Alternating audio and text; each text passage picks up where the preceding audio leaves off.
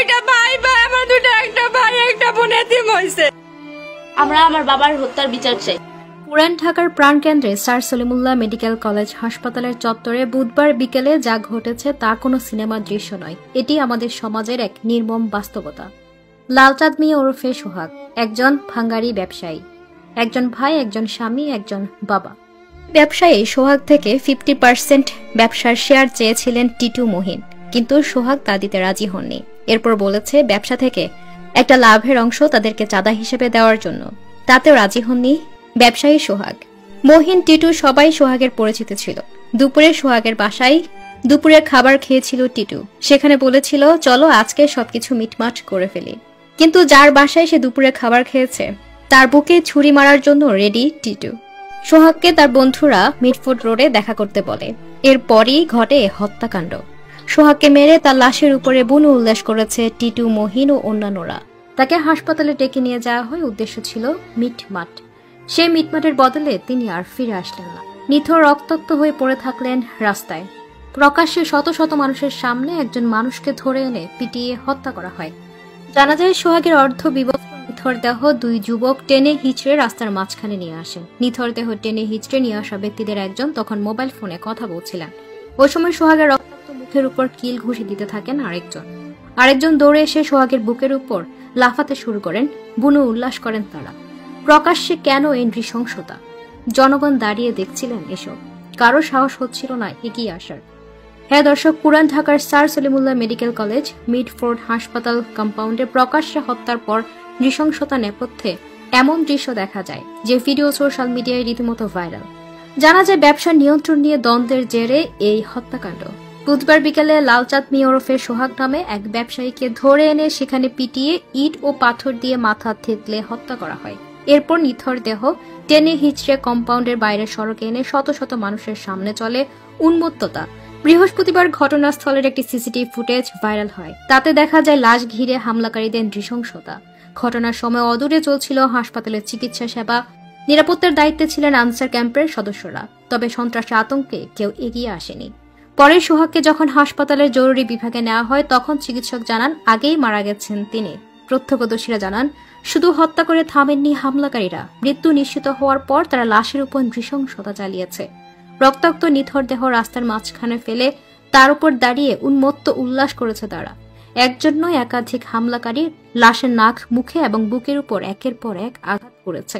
CCTV ফুটেজে দেখা যায় সোহাগের অর্ধবিবস্ত্র নিথর দেহ দুই যুবক টেনে হিচড়ে রাস্তার মাঝখানে নিয়ে আসেন। নিথর দেহ টেনে হিচড়ে নিয়ে আসা ব্যক্তিদের একজন তখন মোবাইল ফোনে কথা বলছিলেন। এ সময় রক্তাক্ত মুখের উপর কিল ঘুষি দিতে থাকেন আরেকজন দৌড়ে এসে সোহাগের বুকের উপর লাফাতে শুরু করেন। পুলিশ ও স্থানীয় সূত্র বলছে সোহাগ মিডফোর্ড এলাকায় ভাঙ্গারি ব্যবসার সঙ্গে পুরনো বৈদ্যুতিক কেবল কেনাবেচার ব্যবসা করতেন। তার দোকানের নাম সুহানা মেটাল। এই এলাকায় বিদ্যুতের তামার তার ও সাদা তারের ব্যবসায় একটা সিন্ডিকেট রয়েছে। এর নিয়ন্ত্রণ ছিল সোহাগের হাতে। সে নিয়ন্ত্রণ নিতে মরিয়া ছিলেন মাহমুদুল হাসান মহিন ও সরওয়ার হোসেন টিটু। তারা ওই অবৈধ বাণিজ্যের 50% নিয়ন্ত্রণ চেয়েছিলেন। তা না হলে নিয়মিত চাঁদা দেওয়ার দাবি জানিয়েছিলেন তারা। এর জেরেই দ্বন্দ্ব শুরু হয়। সে দ্বন্দ্বে ঘটে এই হত্যাকাণ্ড। স্থানীয়রা জানিয়েছে সোহাগ ও হামলার নেতৃত্ব দেওয়া মহিন, টিটু সহ অন্যরা 30 নম্বর ওয়ার্ড যুবদলের রাজনীতি দলের সঙ্গে সম্পৃক্ত। দলীয় বিভিন্ন কর্মসূচিতে যোগ দিতে দেখা যায়। স্থানীয়ভাবে তাদের সবাই যুবদলের নেতা বলে জানে, তবে সংগঠনে তাদের কোনো পদ রয়েছে কিনা তা নিশ্চিত হওয়া যায়নি। এ ঘটনায় নিহতের বোন মঞ্জুয়ারা বেগম বাদী হয়ে কোতোয়ালি থানায় একটি হত্যা মামলা করেন। মামলায় ঘটনার সঙ্গে সরাসরি জড়িত মাহমুদুল হাসান মহিন, সরওয়ার হোসেন টিটু, মনির ওরফে ছোট মনির, আলমগীর, মনির ওরফে লম্বা মনির, নান্নু, সজীব, রিয়াদ, টিটন, গাজী, রাকিব, সাবা করিম লাকি, কালু ওরফে স্বেচ্ছাসেবক কালু, রজন আলী পিন্টু, মোহাম্মদ সিরাজুল ইসলাম রবিন, মিজান অপুদাস, হিম্মত আলী, আনিসুর রহমান হাওলাদার সহ অজ্ঞাত পরিচয় 15 থেকে 20 জনকে আসামি করা হয়েছে। পুলিশ জানিয়েছে এই ঘটনার মূল হোতা মহিনকে গ্রেফতার করা হয়েছে। আরেক আসামিকে যৌথ বাহিনী আটক করেছে। নিহতের ভাগ্নি মিম আক্তার কাঁদতে কাঁদতে বলেন তার মামা পরিচিত লোকজনে এ হত্যাকাণ্ডের সঙ্গে জড়িত। তার মামা স্থানীয় বিএনপির রাজনীতির সঙ্গে যুক্ত ছিলেন এবং মিডফোর্ড এলাকায় ব্যবসা করতেন। কিন্তু টিটু, মহিন সহ স্থানীয় আরো কয়েকজন এই ব্যবসায় ভাগ বসাতে চাচ্ছিলেন। তারাও বিএনপির রাজনীতির সঙ্গে যুক্ত রয়েছে। তিনি বলেন খুনিরা সোহাগের কাছে ব্যবসার 50% অংশীদার দাবি করেছিলেন। তা না হলে লাভের 50% চাঁদা দেওয়ার জন্য হুমকি দিয়ে আসছিলেন। এ নিয়ে ওই গ্রুপটি কয়েকদিন আগে তার মামাকে হুমকিও দেন এবং 3 দিন দোকানও খুলতে দেয়নি তার মামাকে। নিহতের আরেকজন স্বজন জানায় বুধবার দুপুরে সোহাগের বাসায় খাওয়া দাওয়া করেন টিটু। ভাত খাওয়ার সময় টিটু সোহাগকে বলেছিলেন সব মিটমাট করে ফেলবেন, কোনো ঝামেলা ছাড়াই যেন ব্যবসা করা যায়, সেজন্য সবার সঙ্গে বসে একবার কথা বললেই হবে। টিটু এ কথা বলে সোহাগকে মিডফোর্ড হাসপাতালে নিয়ে যায়। সেখানে আগে থেকেই অপেক্ষা করা 40 থেকে 50 জন সোহাগকে হত্যা করে। ঢাকা মহানগর পুলিশের লালবাগ বিভাগের কোতোয়ালি জোনের এডিসি আমিনুল কবির তরফদার বলেন, হত্যাকাণ্ডের ঘটনাটি খুবই মর্মান্তিক এবং ভয়াবহ। বিষয়টি আমরা গুরুত্বের সঙ্গে তদন্ত করছি। আসামিদের দ্রুত সময়ের মধ্যে গ্রেফতার করা হবে। একজন মানুষ যখন বিপদে পড়েন তখন আশপাশের মানুষ শুধু তাকিয়ে দেখে, কেউ এগিয়ে না আসে, তবে সেটি কেবল একটি হত্যাকাণ্ড নয়, সেটি মানবতার মৃত্যু। কেন এত মানুষ চুপ থাকলো? কেন সোহাগকে কেউ বাঁচানোর চেষ্টা করলো না? এই নীরবতা কি আমাদের নিরাপত্তাহীনতার নয়? এই চুপ করে থাকা কি আমাদের অন্যায়ের পক্ষে মনোসমর্থন নয়?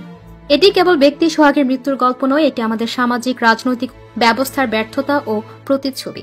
ঘটনার সঙ্গে জড়িতরা স্থানীয় রাজনৈতিক সংগঠনের সঙ্গে যুক্ত বলে জানা গেছে।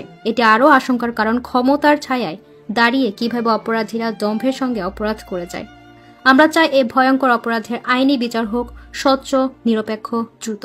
সোহাগের পরিবারের জন্য ন্যায় বিচার হোক, এই ঘটনায় জড়িত প্রত্যেককে গ্রেফতার করে আইনের আওতায় আনা হোক। এই ভিডিওটি ছড়িয়ে দিন, ভয় নয়, প্রতিবেদী মানবতা। দর্শক, আপনার মূল্যবান মতামত কিন্তু কমেন্ট বক্সে জানাতে ভুলবেন না। ধন্যবাদ।